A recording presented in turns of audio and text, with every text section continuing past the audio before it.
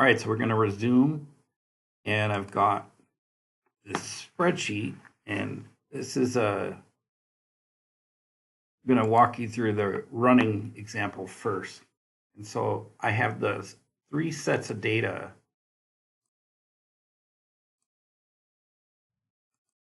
from the slide that are plotted. So I've got 3 different distances and the time limits associated with those performances. And what I'm going to do is calculate the speed and simply take the distance divided by time for that. I might help if I blow this up for you. And I'm going to drop that down. Now, when I right click on the line, I'm going to click Format Trend Line, and I'm going to ask it to show the equation just like you did with the MAOD. And in this example, I come up with the following equation. So what it's showing is that the distance here, D, can be predicted from 4 times, and X is the slope of the line. And so if you look at that, we call that critical speed. So this is what would be considered the metabolic equivalent of your maximal steady state, and it's delineating the heavy domain from the severe domain. So if we're above critical speed, we're in a situation where now we are relying on your anaerobic capacity. And if I take that line and I follow it all the way to where it intercepts on this, it will actually intercept at 150 meters. What that means is I have 150 meters of distance that of energy that will support running a distance above that critical speed. And so I have some examples later that will show that more clearly. But for now, I wanted you to see where this equation is coming from. So we call this here D prime, and a lot of people would say that's the same thing as MAOD, the metabolic equivalent of MAOD, which is your anaerobic capacity. Some will argue, well, it's not technically that, but what's cool, and I'll get to this gentleman and why he's here in a moment. When you take the inverse of time, which doesn't make a lot of sense to people, but what I'm going to do is I'm going to take 1 and I'm going to divide it by the time that they performed it in. And when I drag that down and I look at that relative to the speed, eureka. And the man that created this is a guy named Brian Whipp, who's deceased. He was one of Carl Wasserman's students. But he had to jump out of his chair.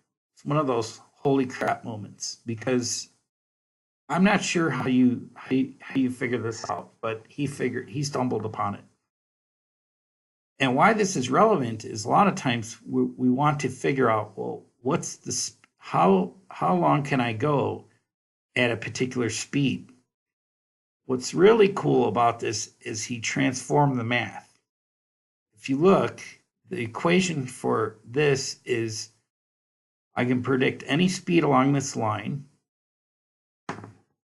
relative to the inverse of time. And so that's what this equation is showing here.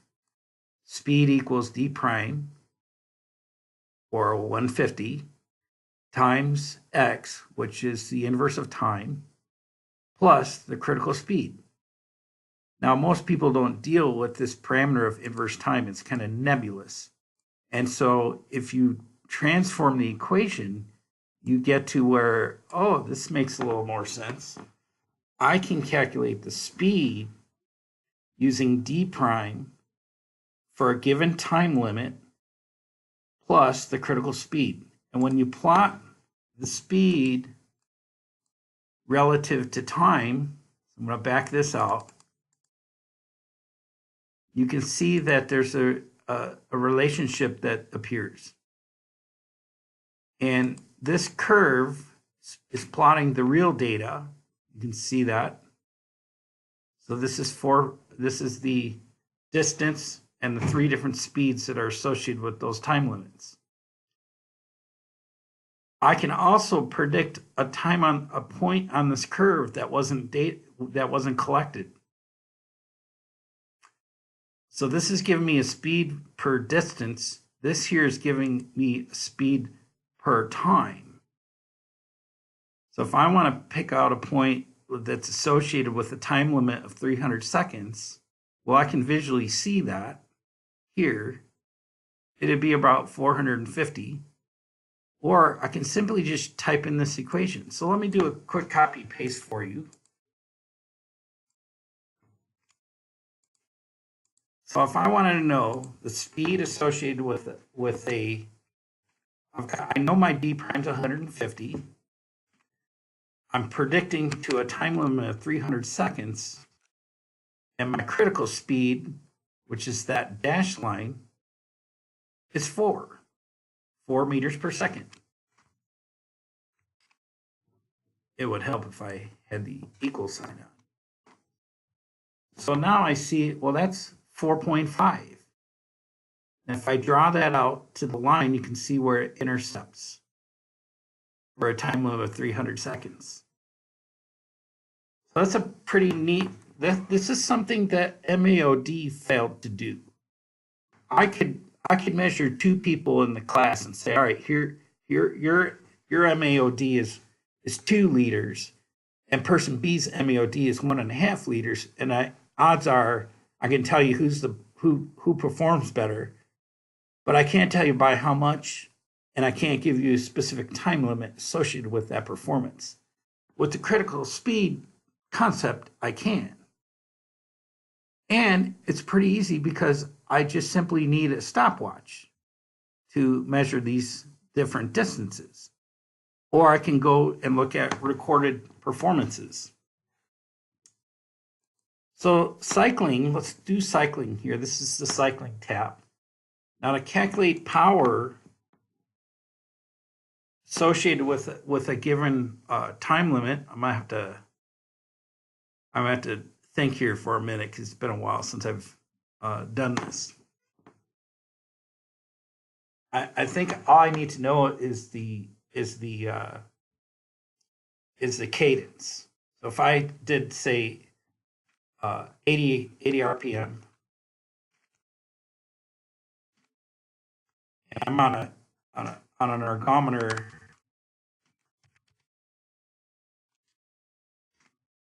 that has 6 meters per revolution displacement, and have putting in the load.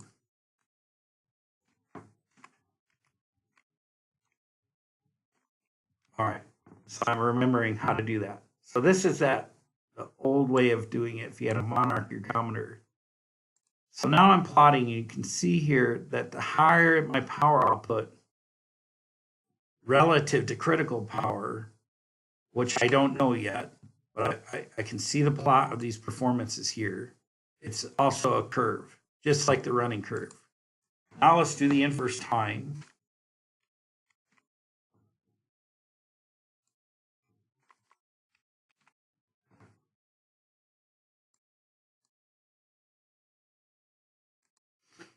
And then if I want to plot the work, I simply take the time limit times the power output, and I get my total work in joules.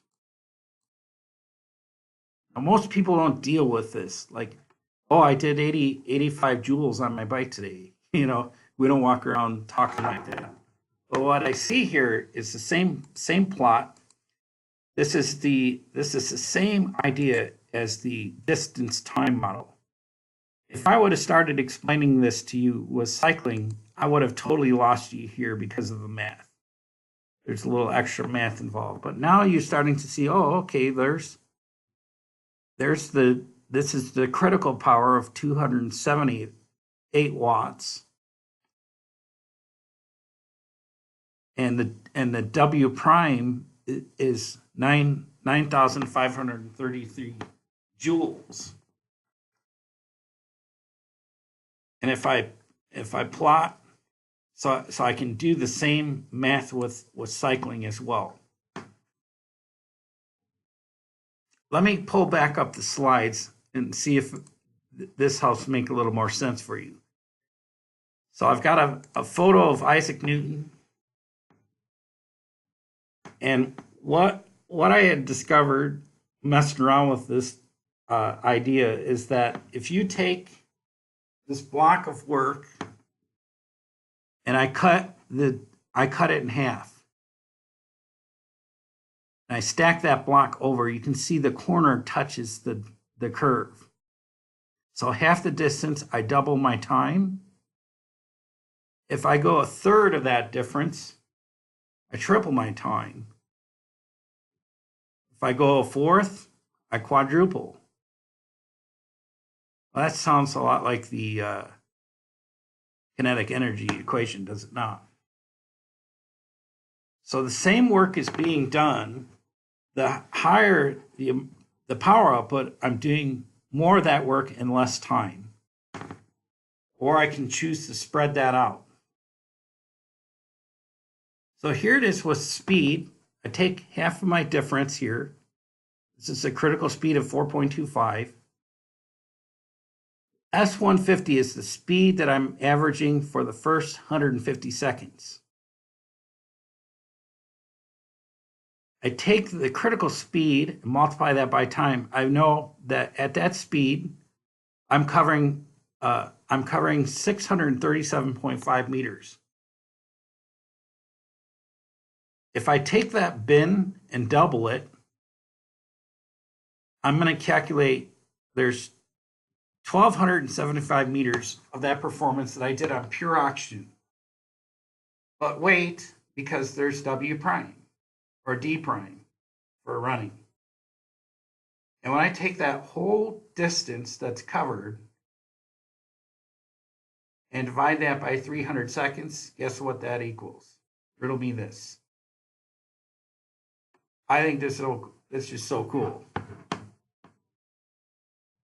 And same thing with tripling. You can see that bin of work here, here, and here, supported by oxygen. This not supported by oxygen.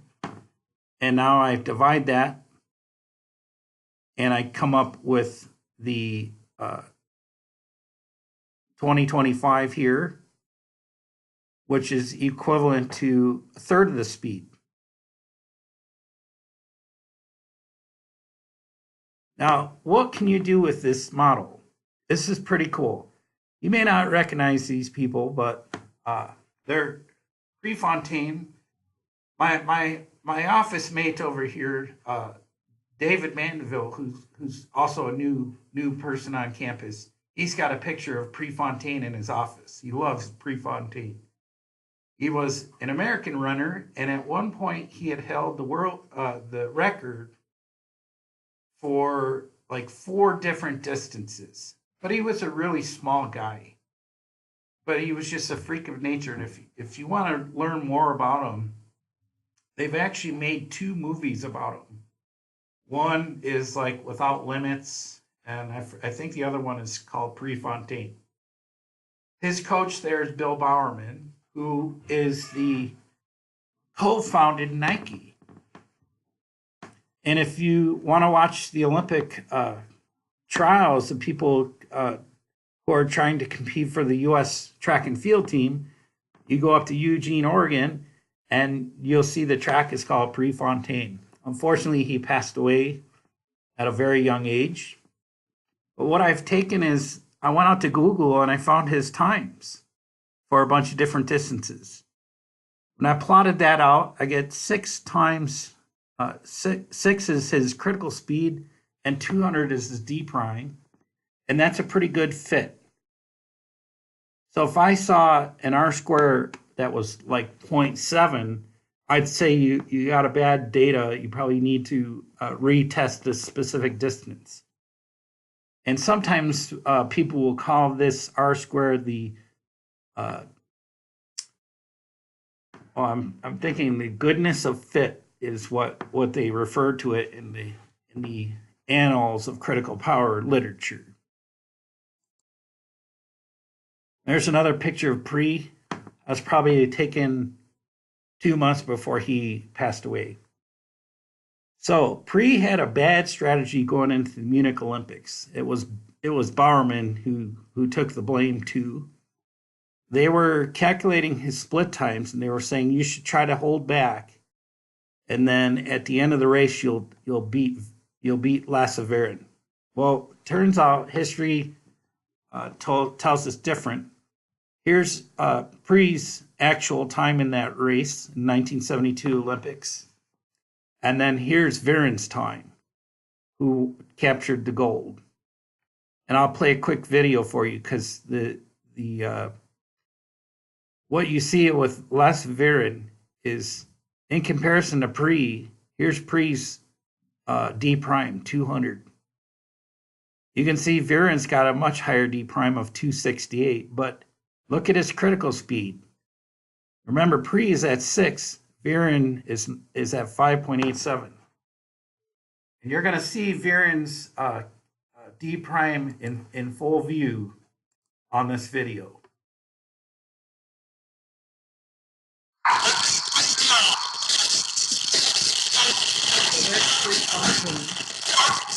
There's Viren.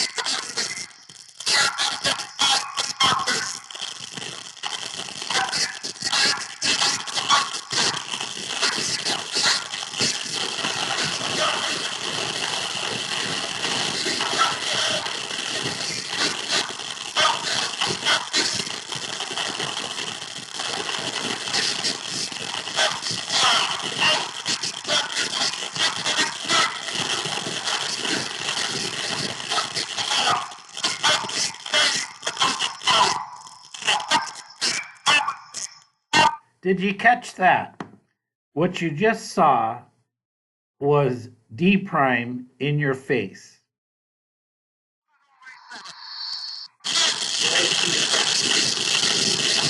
Neck and neck. See you later.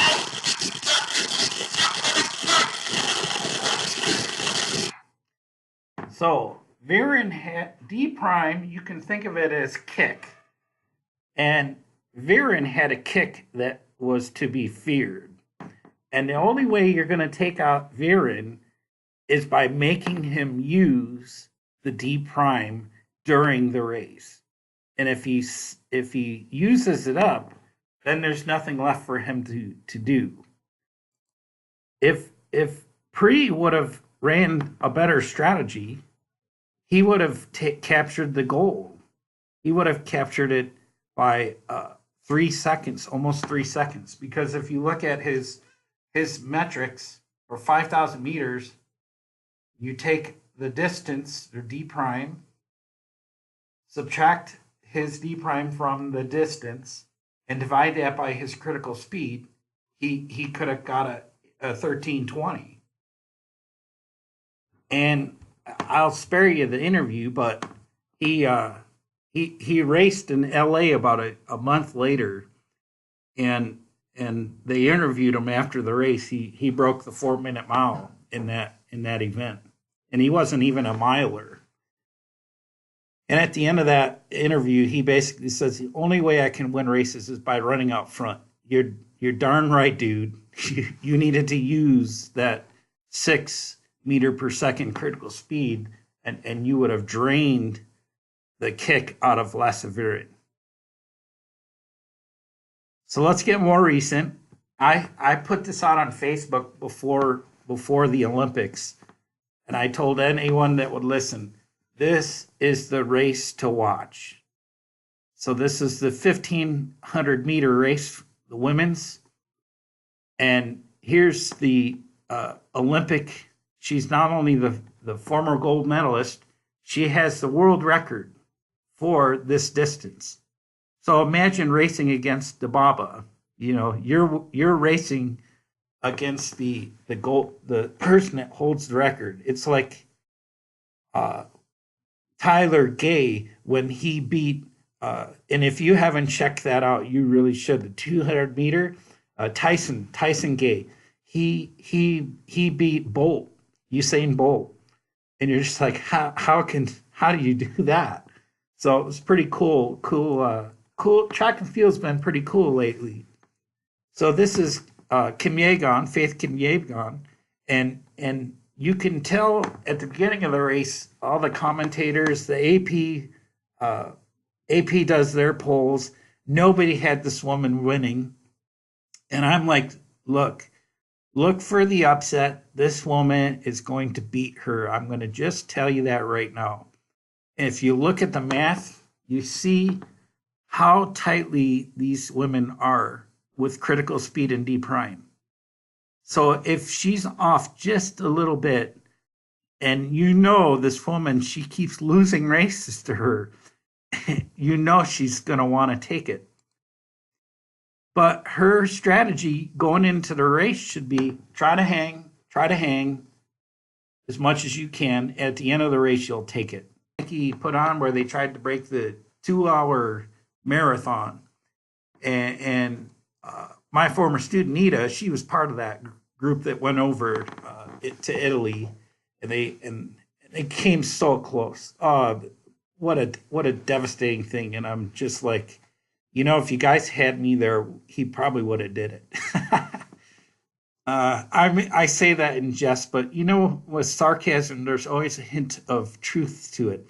What we have discovered is you can come after this test by doing a 3-minute all-out bout.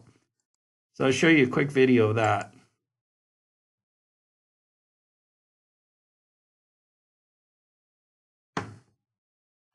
Pardon the former affiliation.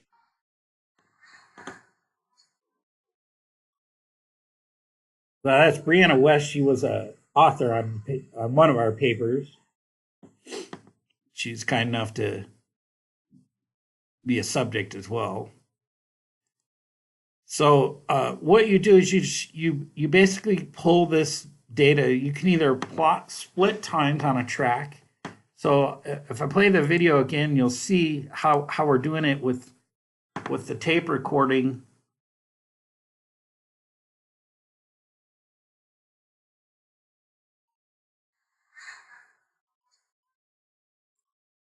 You can see we'll have cones set out on the track, and we'll just pan, and as she goes past the cone, we'll record the time on the video camera. There's another cone there. Off the GPS, it's a little easier. You can see it's kind of it keeps track, and then you pull the data off of the satellite. And so what we do is we say, all right, well, you're running all out, and where this level's off here, we call that the critical speed, or what I'm calling your aerobic limits. And then your D prime is all the energy that was supported up here. And so mathematically, if we take D prime and make that 0, so this is the equation for the speed, we make that 0. Now it's everything is 0, and you're left with the speed that equals critical speed. So you can see that visually and also mathematically. And it's tight, man. It's spot on. Data's very good. Voila, we have both. So I know some people were mentioning the yo-yo test. You can do this test here. If I pick a certain distance and have you do a shuttle run, you can do the same thing. So it's very useful for stop and go type of running as well. And as I already mentioned, there's certain ways you can have a strategy. So you saw how I did it with a dead guy, and I did it with Kim Yegon and Dababa. So you can look at people's split times, or you can look at different distances and do it the old fashioned way, or you can do a 3 minute all out test. Now, the reason I would do an all out test is that it's a single performance. You're one and done, and you might not know time limits associated with different distances for, say, a soccer team or rugby. And so what's nice is you can do this test. You can do it in mass. At one point, I think I had like 14 watches. So you could go out and literally test an entire team in like less than 30 minutes. And the data that you get from it is better than if I were to do a laboratory test, a treadmill test, or what have you. We have validated it on cycling, looked at the reliability of that. We've done it with the CompuTrainer. I haven't done any rowing studies, but I know there's a group in China that's done a few studies. Cheng is the dude's name. And then cross country skiing, there's a Dave Fukuda down at Central Florida. He's done a lot of work with this as well. So he and I chat all the time about things. And then we have done it with swimming, and I'm on a doctorate committee for a student in Canberra that's doing a swimming one as well. And he's taking it a different way than I did it, but that's fine. He needs to speed up his progress a little bit. He's been dragging his feet. So I mentioned shuttle running. That's been good. We can use it to prescribe high intensity intervals, and it's gotten to the point where it's really tight. And if you're interested in learning more about the topic or want to read more articles on it, let me know. I'm happy to share that with you. It's not germane for me to continue talking about the technique when our focus is to get more on recovery and regeneration, but certainly recovery of D prime or MAOD is an important thing to discuss, and that's why I've inserted it into the class. We've looked at how people perform with tactical, usually people that are tactical occupations, military. They're carrying up to 15 to 20% of their body weight in gear and ammunition and so forth. Or if you're a firefighter, you've got a lot of gear. You're carrying your oxygen tank and stuff like that. So what we have found is, because of the mathematics behind it, if you add more weight to a person, it simply it reduces your critical speed, but has no effect on your D prime. And so we can predict from an unloaded test how a person will perform when they're wearing a load. And that has a lot of implications for people. And then finally, normative data. I'm trying to figure out, well, what's normal critical speeds. Obviously Prefontaine was an Olympic caliber runner. Most distance runners at that level have a critical speed of 6 meters per second. What would you expect for, say, a rugby athlete or a soccer player? So I've been, over the last, I'd say 7 or 8 years, compiling normative data.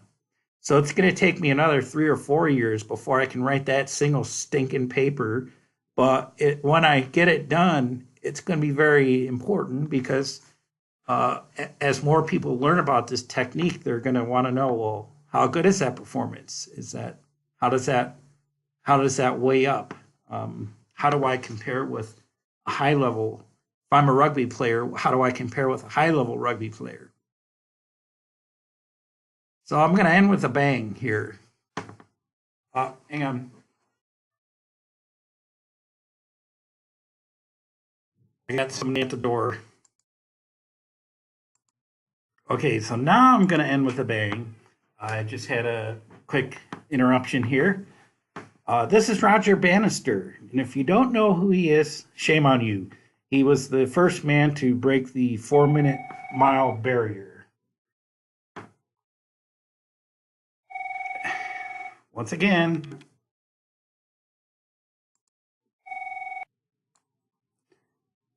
all right, sorry guys. I got interrupted and turned into a activate.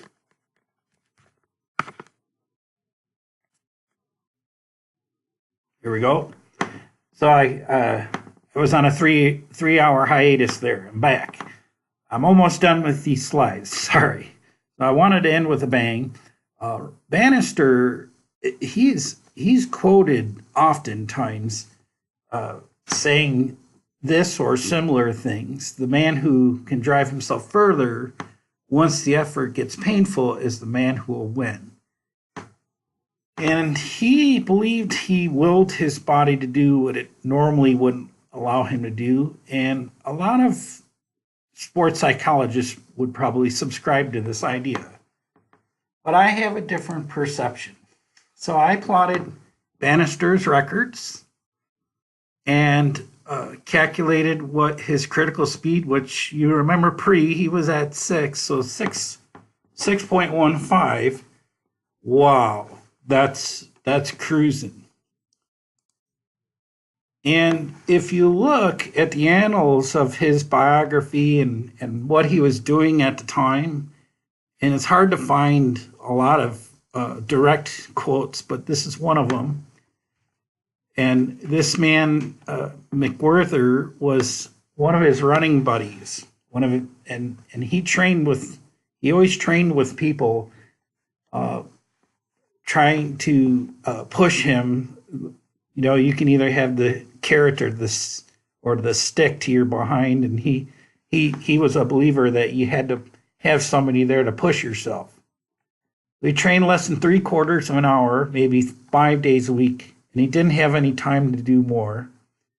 But it was all about quality, not quantity, and he didn't waste any time jogging, ever. So you must remember, during this time, Bannister was a medical student and actually had a career as a neurologist for 40 plus years before he retired. So he and his mother, she was like, this running thing, this is such a distraction.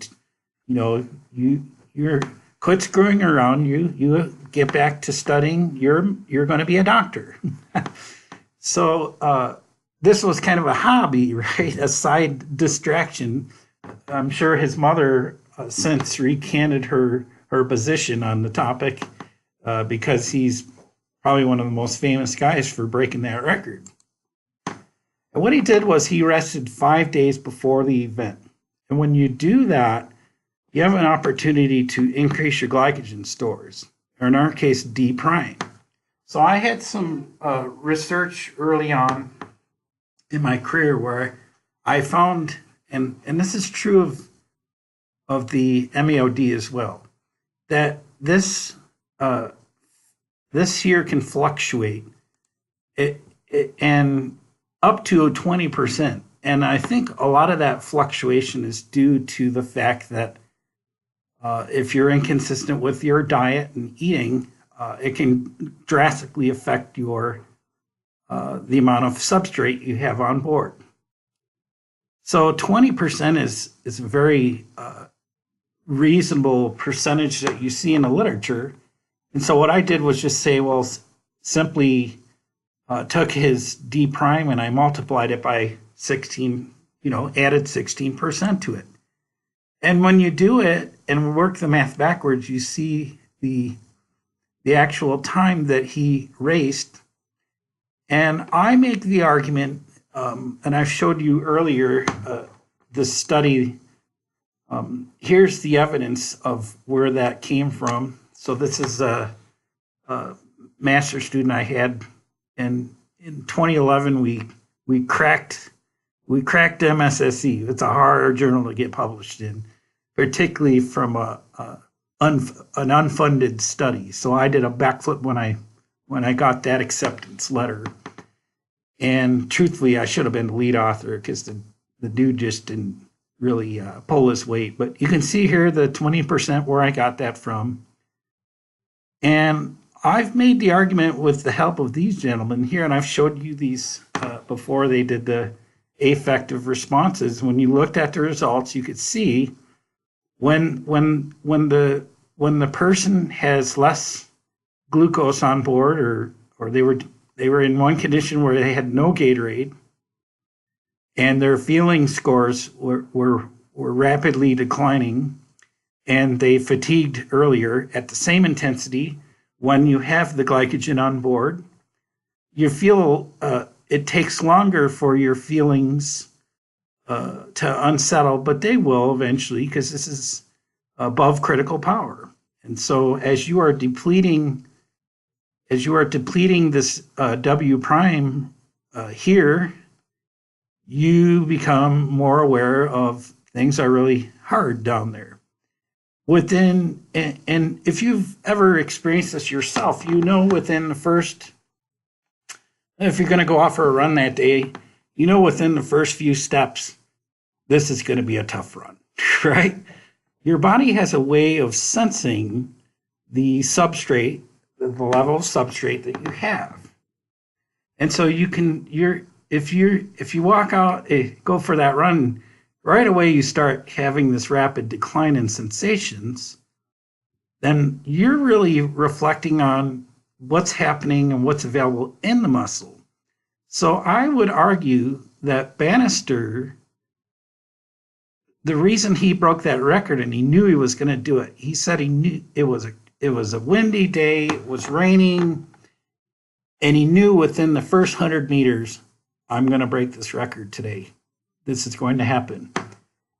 Now, he'll claim it happened because he willed himself to do it. I would argue that the reason he did it is because on that given day, it was up 16%. But you can tell from the mathematics, he more than had the physiological ability to break the four-minute barrier. So I would argue that he didn't actually will himself to do it. He just knew he was going to do it because the tank was full. So some parting words. Both MAOD and W prime are variable. They're sensitive to diet. So there's been studies on intentional glycogen loading and depleting. Beyond the study that I was involved with, there's an earlier study. There's also been a study on creatine phosphate, and how if you load on that, you'll increase the W prime. And these variables are essential for recovery, and as you'll learn, immune response, which is what we're getting into. So I'm setting up the next module, but I want to tell you before I tune off today that I know these last two modules have been a lot of content. Next week, we're simply just going to read one article, and I'm going to give you a little bit more questions in the forum, but that's all we're going to do. I'm not going to have any other preliminary slides for you because I've given you the material I think necessary for you to dive into that paper, and that'll free me up for a little more time to participate in the forum with you as you're doing it. So don't think you're getting 2 hours of slides every module in this class. I'm just trying to get you up to the present day of how we're viewing metabolism. So point 2, by using critical power and critical speed concept, the sports scientist is better able to evaluate how much of performance on a course, for example, evaluated with wearable technology, how much of that is taxing the energy systems.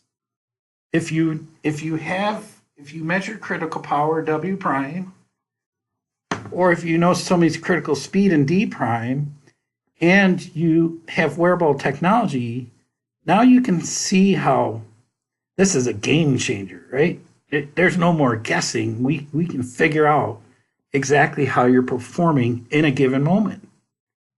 And that will help you plan a strategy. If you're going to race on that same course the following year and you have the previous year's performance, wow, now we're talking, right? So the last thing is that the critical power and critical speed concept allows for more precise training. When you give somebody their times or the time limits, and you say, all right, well, I know what you're capable of doing for 300 seconds, let's say. I can model that. I can say, well, I'm only going to have you deplete 80% of your D prime. And then I'm going to have you do it again. And after the third time you deplete, you're going to achieve VO2 max. Because remember, there's that link between the measures, which are highlighted in the Burnley paper. So I think now the Burnley paper is going to make a lot more sense to you. And then finally, predicting performance. I went through I went through, there's the story of the loser. And then with Kim Yegon, the study of the winner. So it's good at predicting. Boy, we could do a lot of damage in Las Vegas if we had the critical power and critical speed of horses, right? Which you actually can calculate. I haven't gotten around to figuring out how I can do that, but it's awful tempting. And then finally, you can use the critical speed or critical power model to evaluate training effects. So that's all I have for you. I hope you have a wonderful week. And if you have any questions, do shoot them in that forum. I'll monitor, now that I know about the other forum, the student forum, I'll monitor that as well. Okay, take it easy.